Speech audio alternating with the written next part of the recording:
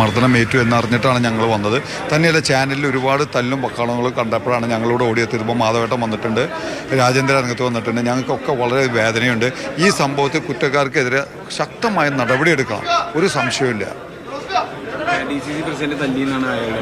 അല്ല, അദ്ദേഹം അങ്ങനെ പറയുന്നുണ്ട്. അതിനെക്കുറിച്ച് അന്വേഷിക്കണം. ആരാണ് തല്ലിയത്, ആരാണ് കുറ്റക്കാരൻ, എന്താണ് നടന്നത്, ഒരിക്കലും നടക്കാൻ പാടില്ല. അങ്ങനെ ഈ സംഭവത്തിൽ കുറ്റക്കാരെ ഒരിക്കലും ഈ പാർട്ടി ഓഫീസിൽ കയറ്റരുത്.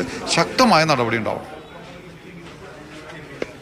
DCC ഭാരവാഹിയുടെ പ്രതികരണമാണ് കണ്ടത്. DC പ്രസിഡന്റ് തല്ലി എന്നടക്കമുള്ള കാര്യങ്ങൾ അന്വേഷണം വേണമെന്ന് ആവശ്യപ്പെട്ടത്. PA മാധവൻ, മുൻ MLA അടക്കമുള്ള ആളുകൾ അവിടേക്ക് എത്തി എന്നതാണ് അദ്ദേഹം പറയുന്നത്. പ്രധാനപ്പെട്ട നേതാക്കൾ അവിടേക്ക് എത്തുകയാണ്. തൃശ്ശൂർ DCC അനിഷ്ട സംഭവം ഉണ്ടായത്. കെ മുരളീധരൻ്റെ തോൽവിയുമായി ബന്ധപ്പെട്ട് ചില ആരോപണങ്ങൾ നേരത്തെ കെ മുരളീധരൻ ഉന്നയിച്ചിരുന്നു. അതിന് പിന്നാലെ വിഷയത്തിൽ KPCC അധ്യക്ഷൻ K സുധാകരൻ ഇടപെട്ടിരുന്നു.